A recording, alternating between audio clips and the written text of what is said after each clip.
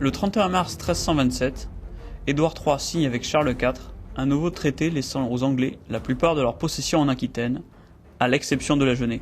Cette clause agenaise provoque le mécontentement des barons anglais et sera l'une des raisons du déclenchement de la guerre de Cent Ans en 1337.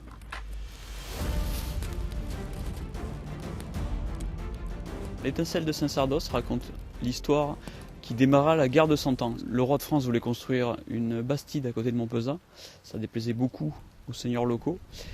Ça a mené fatalement, à cet endroit de la frontière franco-anglaise, à une escalade et à un conflit entre le roi de France et le roi d'Angleterre. Et c'est ce conflit territorial en Agenais qui va déclencher la guerre de Cent Ans. L'auteur d'Amour a mis l'accent sur le réalisme des personnages, des vêtements, des accessoires. On sent qu'il s'est extrêmement documenté pour que ce soit le plus fidèle possible à l'époque.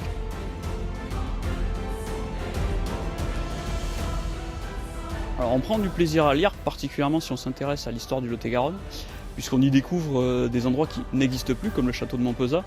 On y découvre des événements dont on n'a pas forcément entendu parler dans la grande histoire, surtout sur la guerre de Cent Ans, où on parle souvent des rois et des reines, des conflits politiques, mais rarement des conflits politiques locaux, comme ça a été le cas par exemple pour le seigneur de Montpezat et le roi de France.